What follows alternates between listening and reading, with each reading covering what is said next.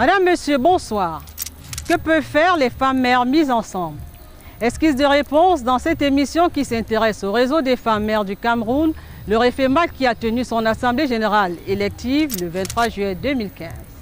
Dans cette émission, nous aurons aussi la réaction des magistrats municipaux à propos du texte du Premier ministre qui attribue la gestion du marché aux communes en lieu et place des communautés urbaines. En bonne place, la notion de gouvernance électronique locale qui nous sera expliquée par un expert dans notre rubrique Développement local. Et pour finir, suite de notre entretien avec le coordonnateur national du Programme national de développement participatif.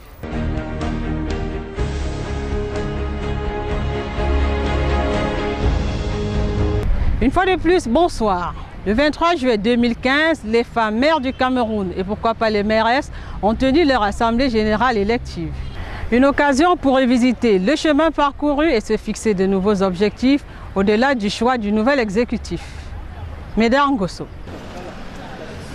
Au menu de l'Assemblée générale tenue au cercle municipal de Yaoundé le 23 juillet dernier, il y a eu le réaménagement du bureau exécutif national du REFEMAC, la mise en place des bureaux d'antenne régionales, le bilan du dernier exercice et un exposé sur la gouvernance électronique. Pour les 3 prochaines années, le réseau des femmes mères du Cameroun sera à nouveau conduit par Yvette Claudine Gonon, maire de la commune de Yaoundé 5, unique candidate à sa propre succession. Une entrée, et pas des moindres, c'est celle de Denise Fampou, maire de Douala 2e, qui va assurer la vice-présidente de cette organisation féminine. Au secrétariat général, Dr Joséphine Fokam, 2e adjoint au maire de Bafoussam 1er, elle aussi une nouvelle recrue. Madame le maire de Mundemba, Elisabeth Issele-Bekomba aura la charge de tenir les caisses des femmes mères du Cameroun en qualité de trésorière nationale. Un peu plus de 250 femmes, conseillères municipales adjointes au maire ou maires titulaires, venues des 4 coins du Cameroun, ont pris part à ces travaux de Yaoundé, présidés par le représentant du ministre de l'administration territoriale. À cette cérémonie, il y avait également le représentant du ministre de la promotion de la femme et de la famille, mais aussi Rose Zangele, qui représentait le délégué du gouvernement auprès de la communauté urbaine de Yaoundé, et le maire Émile Anzé Andé, président des communes et villes unies du Cameroun.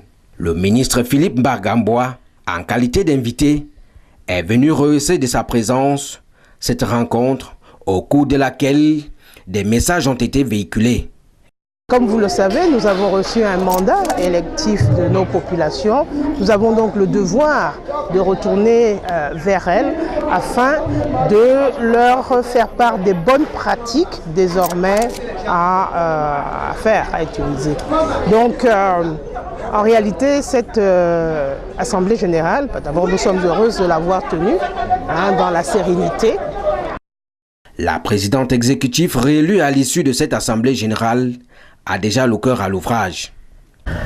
Donc pendant la triennale que nous avons à faire, les femmes du REFEMAC, du réseau des femmes mères du Cameroun, ont choisi donc d'examiner et de mettre en évidence les contributions des femmes mères pour la mise en œuvre de la décentralisation.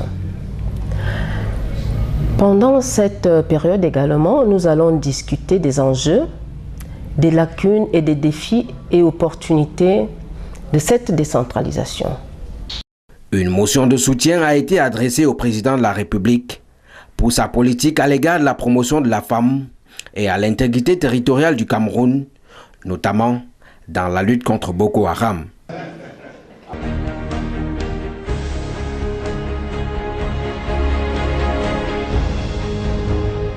Au cours de leur assemblée générale, les femmes mères ont été édifiées sur la notion de gouvernance électronique locale par Delphine Nana Mekounte. Cette experte en TIC et développement nous explique ici ce que c'est que la gouvernance électronique locale et quel est son apport dans le développement des collectivités territoriales décentralisées.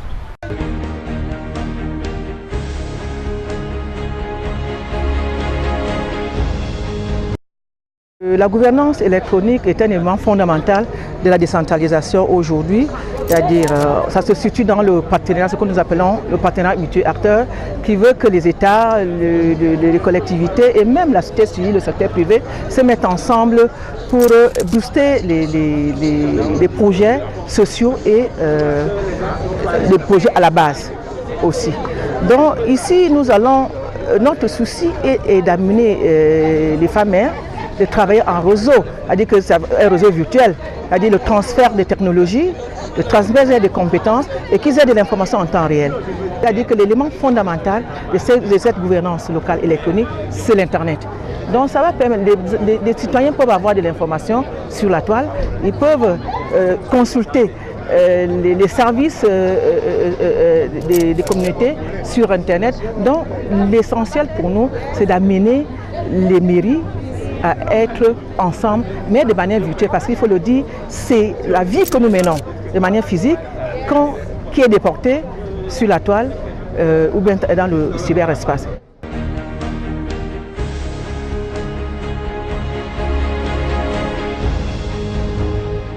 Et si l'histoire du REFEMAC nous était contée?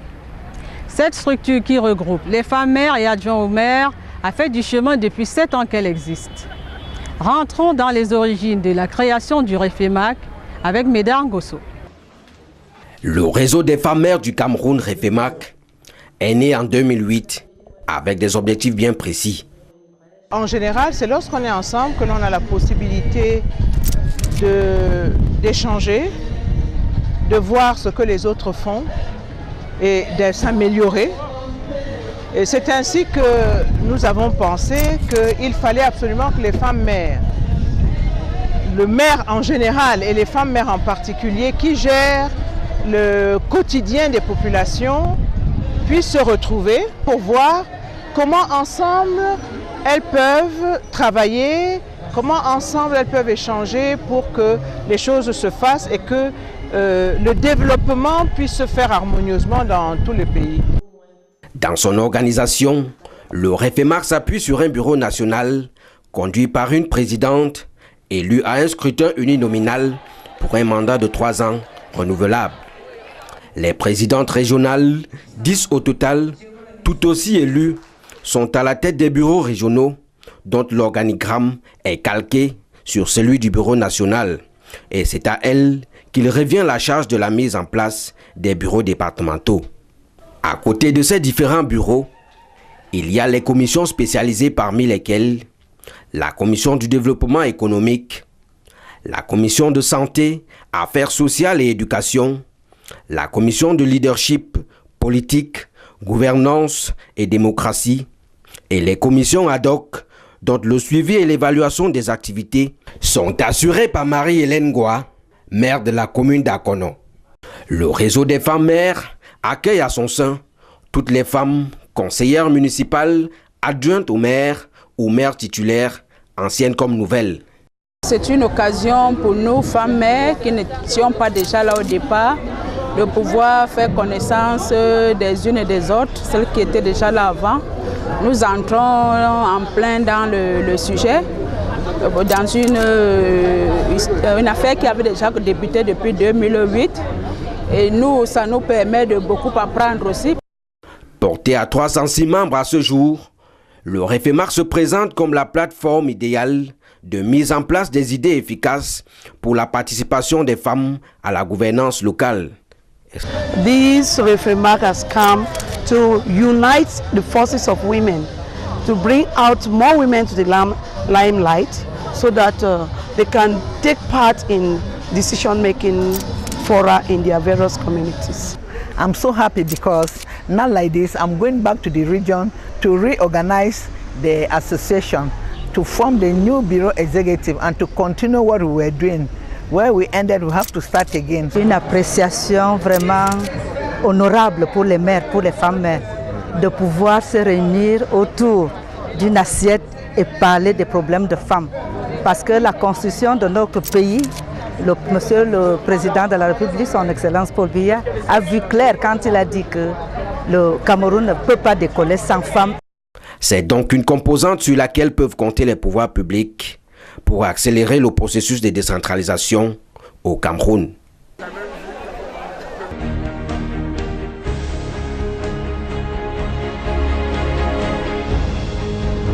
Et les deux pour Yvette Claudine Ngono, épouse et Toundia, ici à la tête du REFEMAC. Cette native de Yaoundé, rompue en politique, est également une fervente militante de l'émancipation de la femme dans ce domaine. Portrait d'une femme de front, Tatiana Méliédé. Yvette Claudine Ngono sur le grill aujourd'hui fait son entrée en politique il y a de nombreuses années. Militante de première heure du Parti de la Flamme, elle est députée RDPC de 1997 à 2002, avant d'être élue à la tête de la municipalité de Yaoundé 5. À son troisième mandat en tant que maire, cette dame qui conjugue bien intelligence et élégance est en outre présidente du REFEMAC.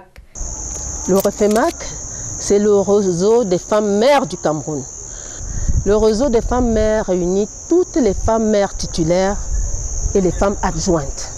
Ce n'est pas un réseau des élus. Très connue sur la scène politique comme une femme de poigne, elle milite depuis 2008 pour l'épanouissement des femmes. Une bataille qui lui a valu ce 23 juillet une réélection à la tête de ce mouvement féminin, quasiment à l'unanimité.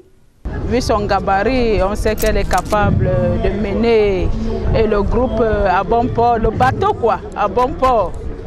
Elle a beaucoup de capacités, partie de députée, 5 ans de mandat, au 3e mandat de maire, ce n'est pas donné à tout le monde. À l'entame de son second mandat en tant que président du réseau des femmes mères du Cameroun, le maire de Yaoundé 5 dessine bien l'avenir. Les femmes doivent être formées, informées. Les femmes doivent communiquer. C'est pour cela que vous avez vu, elles ont eu une information sur les TIC. Parce que nous disons que la femme qui ne saura pas utiliser l'outil informatique, c'est une femme analphabète. Dans son combat pour l'insertion socio-économique des femmes mères, Yvette Claudine Ngono porte à son arc un nouveau plan d'action qui permettra d'arrimer ces femmes aux nouvelles technologies.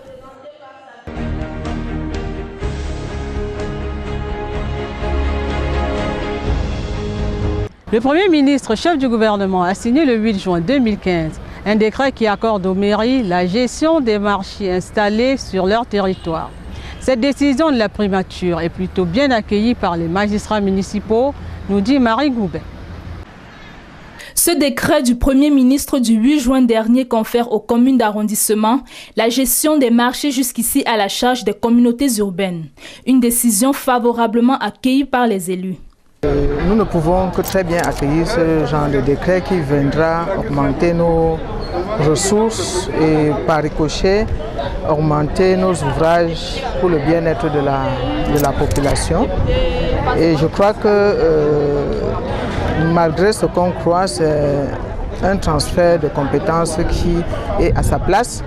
Ça nous va tout droit au cœur parce que nous n'avons pas beaucoup de revenus et ce décret va nous permettre d'augmenter nos revenus. Un marché comme celui des sauces, qui est pourtant situé dans notre arrondissement Yaoundé 5, nous ne bénéficions pas malheureusement jusqu'à ce jour des revenus de ce marché.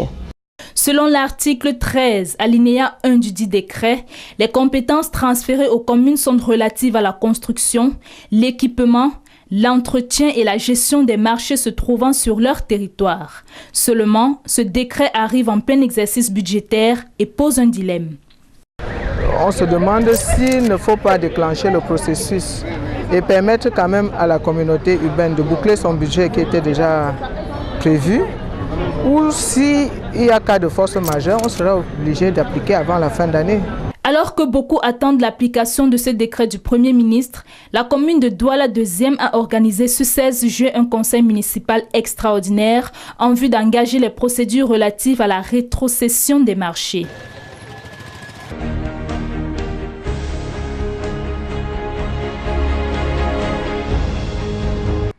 Comme annoncé dans la précédente édition, suite de l'entretien avec le coordonnateur national du Programme national de développement participatif. Marie-Madeleine Gare est notre invitée.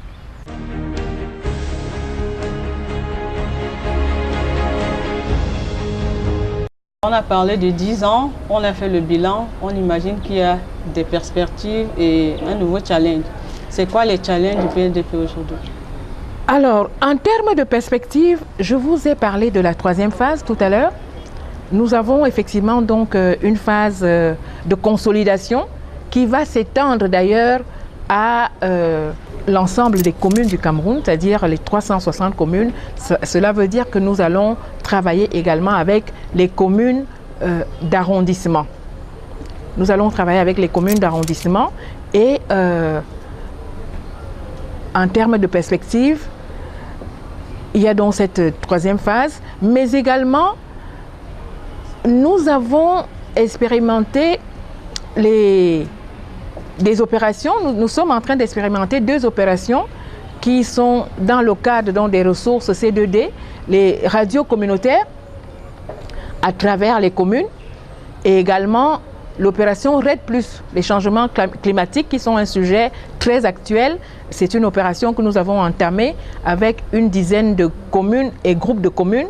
Et ça, c'est vraiment des défis dans lesquels nous sommes engagés. Et un troisième défi vient s'ajouter à ces 2 autres opérations. C'est l'opération IMO dans la zone... haute intensité de main-d'œuvre. Haute intensité de main-d'œuvre. IMO, c'est H-I-M-O, haute intensité de main-d'œuvre, comme vous dites, c'est-à-dire que là où on peut se passer de la machine, la main-d'œuvre peut être utilisée. Donc, dans ces conditions-là, nous sommes engagés dans une opération dans l'extrême nord, une opération pilote dans l'extrême nord, parce que cette opération devra concerner le Grand Nord, mais nous allons commencer avec l'extrême nord. Dès le mois d'octobre, les activités vont s'exécuter sur le terrain. Nous sommes déjà en train de faire un certain nombre d'actions préparatoires pour que, effectivement, donc, nous puissions adapter la démarche classique du PNDP à cette stratégie IMO de manière à déployer cette jeunesse qui peut être effectivement donc induite ou sollicitée par les milices de Boko Haram. Donc ça, c'est un défi majeur pour nous aujourd'hui d'apporter une réponse à la lutte contre Boko Haram dans le septentrion, notamment dans l'extrême nord. Dans la perspective de cette troisième phase, nous voulons véritablement faire une percée dans la génération des revenus. Nous avons fait du social pendant la première phase. C'est vrai que ce que nous faisons sur le terrain, le financement du développement local se fait à la demande des communes. Ce n'est pas nous qui décidons, mais c'est la commune qui décide de faire la salle de classe ou alors de l'hydraulique rurale en réponse aux besoins qui sont identifiés à travers le processus de planification. Mais nous souhaitons, et les maires le veulent également, passer à un autre niveau, passer à une autre dimension, celle de pouvoir générer des ressources, sans toutefois transformer la commune en une entreprise, mais véritablement pouvoir permettre à la commune de jouer son rôle de facilitateur à travers des équipements qui pourront impulser une certaine économie locale, notamment dans l'agriculture et dans d'autres domaines comme le foncier, pouvoir permettre donc aux communes de pouvoir effectivement tirer leur épingle du jeu à travers donc un certain nombre... Ce n'est pas tout à fait des chars communautaires, c'est-à-dire, je vais vous prendre un exemple parce que nous l'avons déjà fait. Dans la Damawa et dans le Nord, nous avons financé des abattoirs. Dans la Damawa, nous avons financé des abattoirs et un abattoir, par exemple, c'est un instrument qui peut permettre effectivement, je veux dire une infrastructure qui peut permettre effectivement des rentrées des revenus à la commune. Alors, à partir d'un cahier de charges, la commune délègue effectivement donc cette infrastructure à un syndicat de bouchers et attend juste effectivement les retombées financières qui proviendraient de l'utilisation de cette infrastructure. Donc voilà le genre de choses que nous voulons densifier avec la perspective de la troisième phase pour permettre aux communes d'avoir des revenus qui leur permettent de jouer de manière améliorée, de manière croissante, leur rôle de collectivité territoriale décentralisée. Alors le PNDP est un acteur majeur de la mise en œuvre de la décentralisation au Cameroun. Justement, par rapport à l'évaluation de la mise en œuvre de cette décentralisation, les avis sont divergents. Il y en a qui pensent que rien ne va, il y en a qui pensent que ça va tout doucement et il y en a qui estiment que ça va bien. C'est quoi l'avis du PNDP par rapport à la mise en œuvre de la décentralisation au Cameroun? Alors, vous savez, c'est le tout premier magistrat camerounais, le chef de l'État, son Excellence Paul Biya, qui a fait le choix de l'option en faveur de la décentralisation au Cameroun. Et dès le départ, il a dit en matière de décentralisation, il faut se presser d'aller lentement. Et je ne vous dis pas qu'en France, dans une vieille démocratie comme celle-là, les questions de décentralisation sont actuelles, restent d'actualité. Mais ceci dit, au Cameroun, je pense qu'on peut reconnaître que pas mal a déjà été fait. Sur le plan réglementaire, sur le plan légal, il y a un ensemble de textes qui sont là aujourd'hui et qui font loi et foi. D'ailleurs, en tant que PNDP, nous avons financé 2 études qui ont abouti à 2 lois. La loi sur la fiscalité locale et la loi sur le régime financier des collectivités territoriales décentralisées. Lois qui ont été promulguées en 2009. De même que nous avons financé une étude sur les emplois types, les emplois communaux, et qui, elle également, a abouti à un arrêté signé du ministre en charge de la décentralisation en 2009 toujours, et cet arrêté a rendu exécutoire les organigrammes communaux. Donc, c'est un ensemble de lois et de règlements, c'est un ensemble d'habillages qui sont là aujourd'hui et qui font acte dans le processus de décentralisation au Cameroun. Et je dirais également que le programme national de développement participatif et le gouvernement a eu l'intelligence de mettre ce programme en marche parce que les lois et règlements constituent effectivement donc le contenant, l'habillage de la décentralisation. Mais à l'intérieur des textes, à l'intérieur de ce contenant, il doit avoir une dynamique, il doit avoir une vie.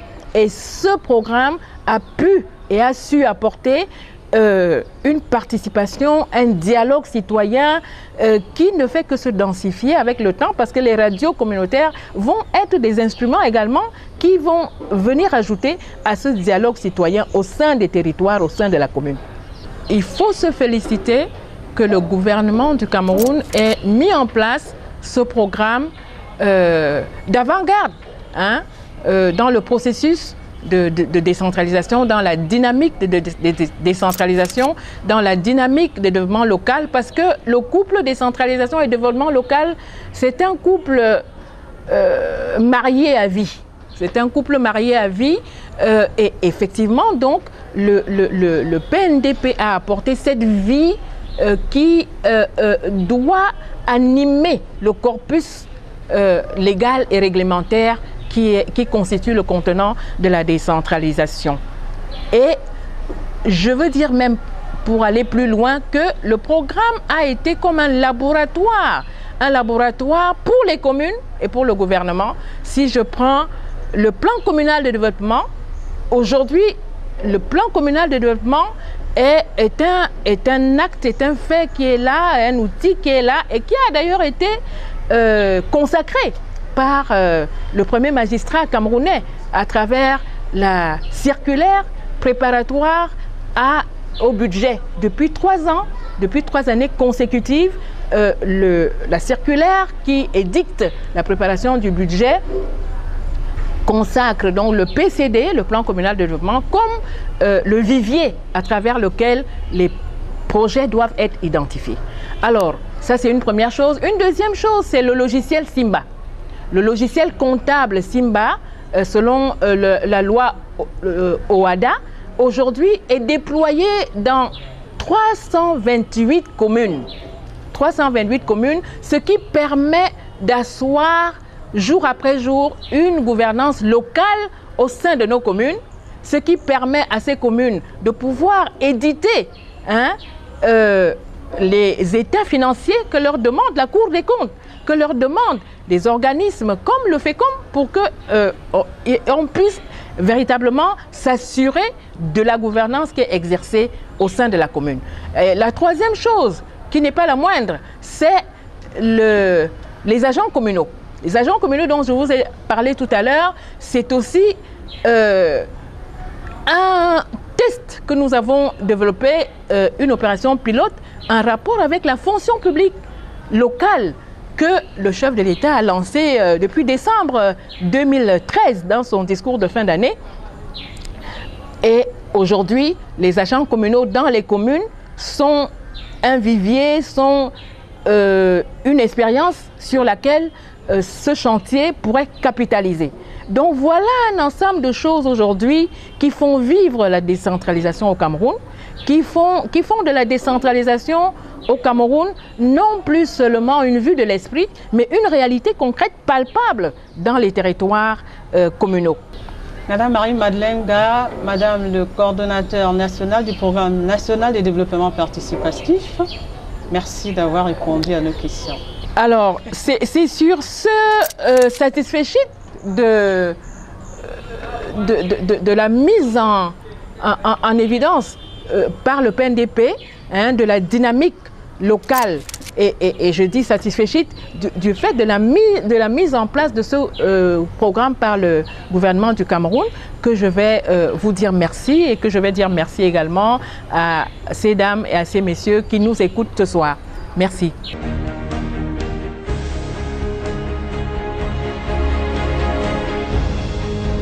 Ambitieuse, dynamique, éloquente, travailleuse, brave, que des visages gais de femmes camerounaises découverts ce soir dans cette émission de Lumière sur la décentralisation. Une fierté pour le Cameroun. Madame, Messieurs, c'est ici que s'achève cette émission de Lumière sur la décentralisation. Ça a été un plaisir d'être à votre service. Merci de nous retrouver très bientôt. Bonsoir.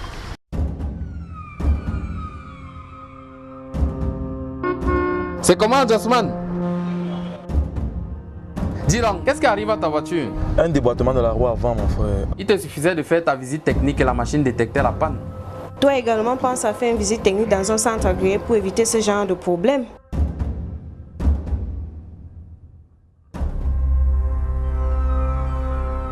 Ceci est un message du ministère des Transports. Alors, va-t-on? Tu fais le choix. Je crois que tu voulais une nouvelle robe.